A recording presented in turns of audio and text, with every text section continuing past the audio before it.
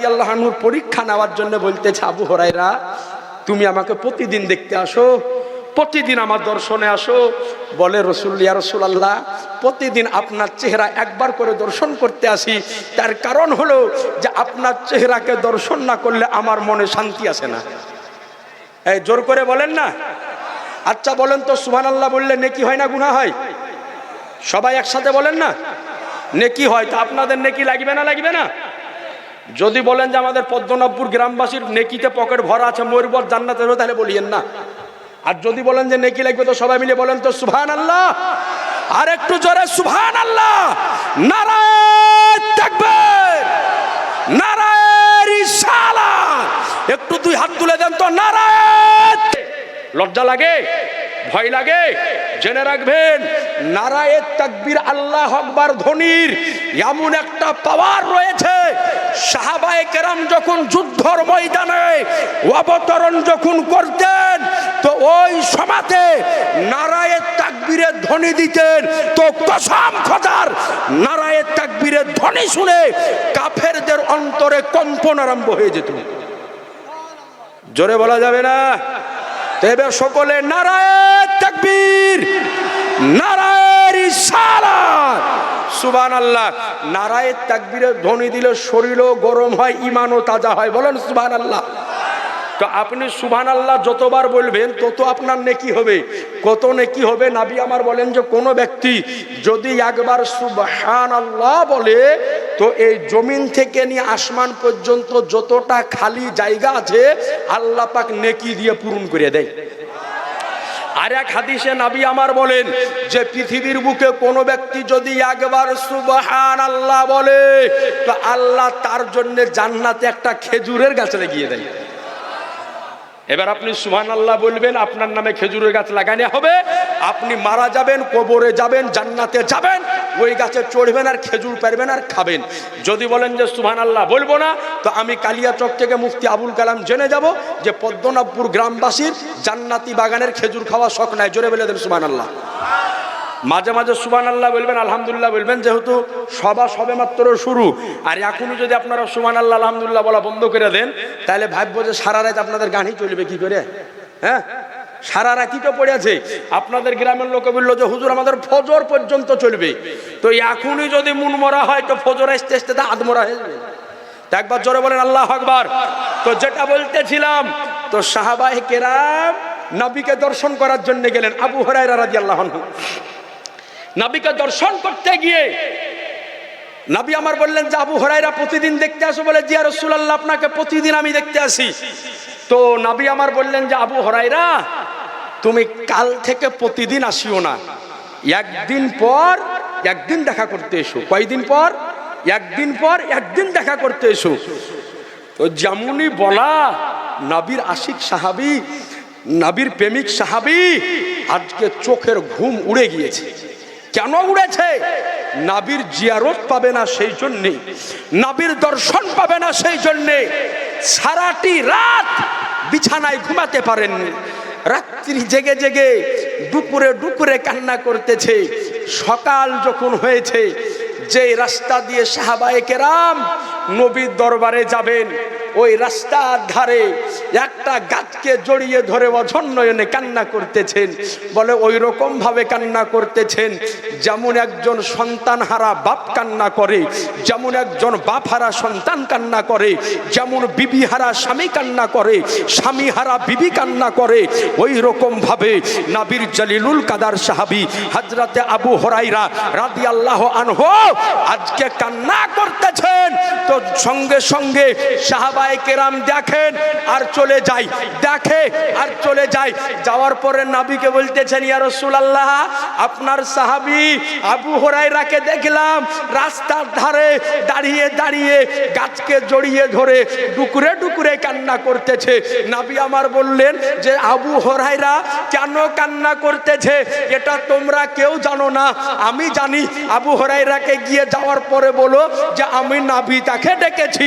আহা রব্বে কাবার কসম আবু হুরায়রার নিকটে যেমনই সংবাদ পৌঁছালো, যেমনই খবর পৌঁছালো যে নবী তোমাকে ডেকেছে, রব্বে কাবার কসম করে বলি আবু হুরায়রা দুই চোখকে মুছে নিয়ে একেবারে আমার নবীর দরবারের দিকে ছুটতে আরম্ভ করেছে। মসজিদে নববীতে যাওয়ার পরে গেটের সামনে দাঁড়িয়ে আমার নবীর নুরানি চেহারা, হাক্কানি চেহারা, ইরফানি চেহারা, বেমিসাল চেহারা আজকে দর্শন করতেছে।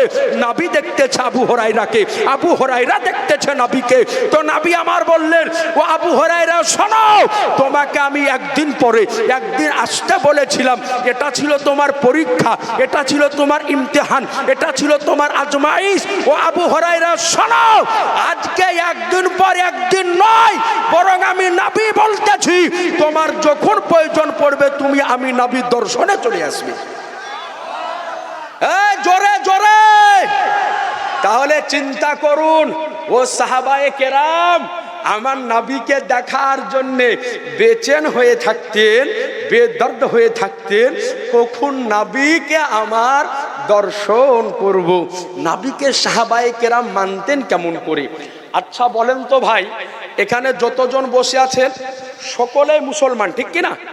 যতজন বসে আছেন সকলে ইসলাম ধর্মের মানুষ।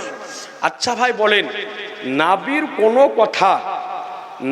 কোনো কথা যদি হাদিস থেকে পাওয়া যায় তাহলে ওই কথার সম্পর্কে কোনো দ্বিমত করা যাবে? যদি কেউ দ্বিমত করে ও ঈমানদার থাকবে? এই জোরে বলেন, ও ব্যক্তি ঈমানদার থাকবে না। দেখেন, এই শাবানুল মুআজ্জাম মাসের আগে একটা মাস গেল, আর নাম ছিল রজবুল মুরাজ্জাব মাস। রজব মাস নাম জানেন তো? ওর নাম ছিল রজব মাস। তো আমরা সকলেই জানি এই রজব মাসের ২৬ তারিখ দিবাগত রাত্রি ২৭ তারিখে আমার রাসূলুল্লাহ মসজিদে হারাম থেকে মসজিদে আকসা থেকে সিদরাতুল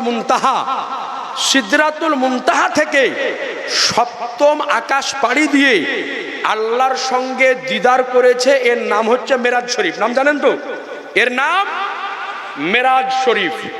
তো এই মেরাজ শরীফ নবী আমার করেছেন। আচ্ছা বলেন, নবীর যে মেরাজ হয়েছে এটা সত্য না মিথ্যা? একসাথে বলতে হবে, সত্য।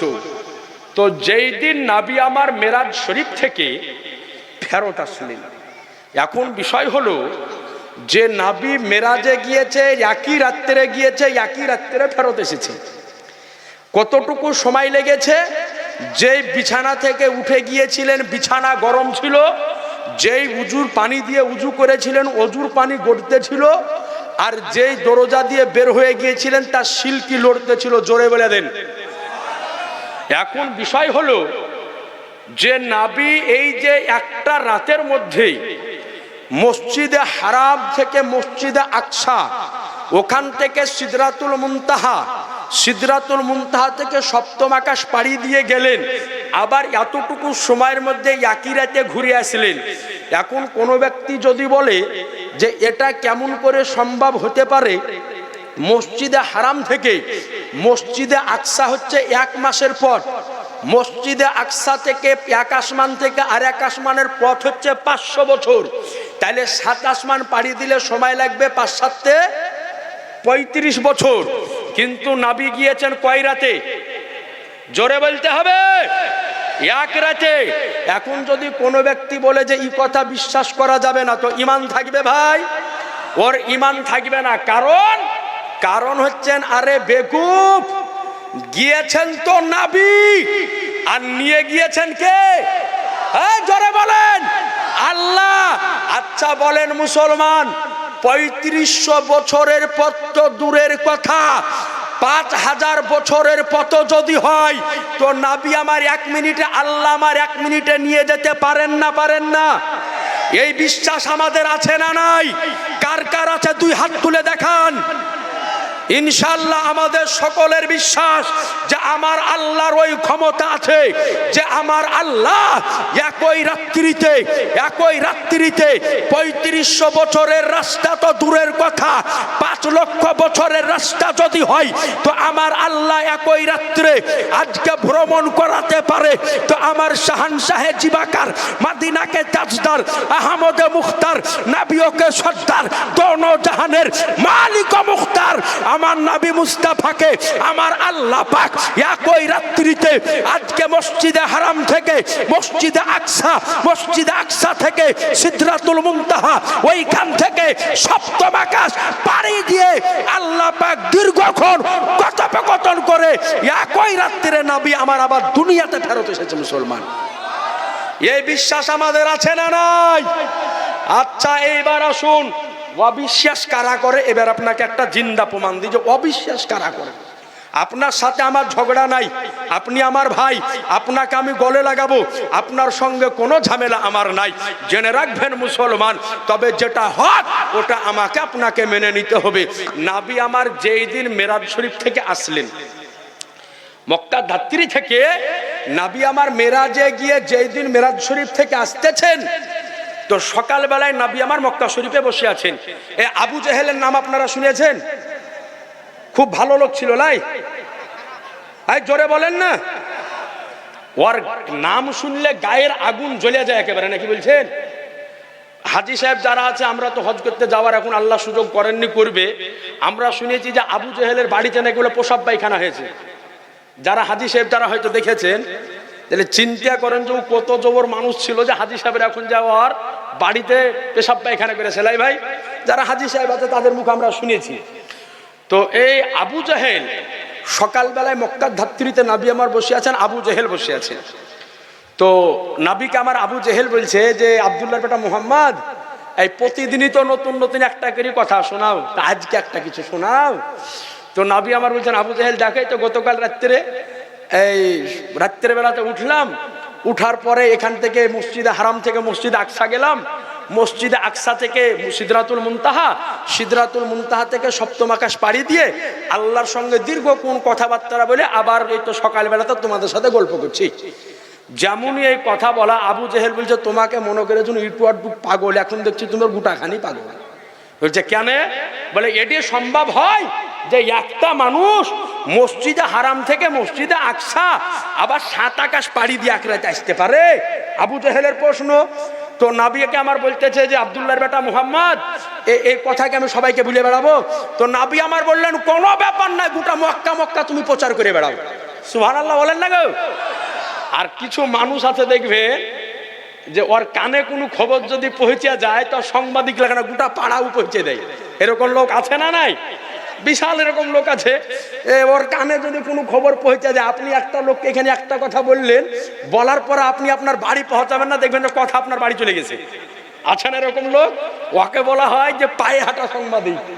টিভি দেখা লাগে না, মোবাইল দেখা লাগে না, ও হলো পায়ে হাঁটা সাংবাদিক, মানে গোটা খবর একলাই দিয়ে বেরিয়ে বেড়ায়। তা আবু জেহেল এইবার বললো যে আমি কি সবাইকে বলবো? তো নবী আমার বললো কোনো ব্যাপার নয়, বল সবকে যা দেখি তোর ক্ষমতা। তো সর্বপ্রথম গেল আবু বাকারের কাছে। যেমন আপনাকে আমি বলি, আমাকে দিয়ে বলি, আমি যদি কাউকে ভালোবাসি, আমাকে যদি কেউ ভালোবাসে, আমাকে যদি কেউ মহব্বত করে, আর কেউ যদি আমাকে ঘেন্না করে, পৃথিবীর বুকে মানুষকে ভালোবাসারও লোক আছে, ঘেন্না করার লোক আছে, ঠিক আছে না ভাই? ভালোবাসা এবং ঘেন্না 2 রকম লোকই পৃথিবীর বুকে আছে।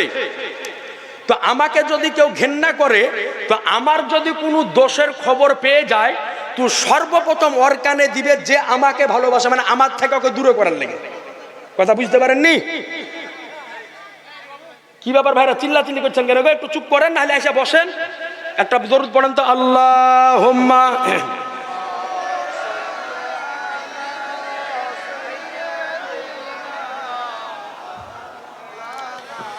মুহাম্মাদ ওয়া আলা আলি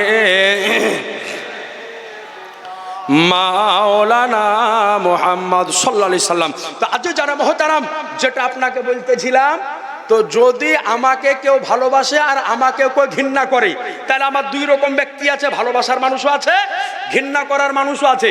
তো আমার যদি আমার সূত্রতে কোনো দোষের কথা পাওয়া যায়, তো সর্বপ্রথম যে ওকে বলবে যে আমাকে ভালোবাসে, বলবে তুই কার সাথে মহাব্বত করিস রে, ও ছুড়া তো ভালো লাগে, বলবে কি বলবে না?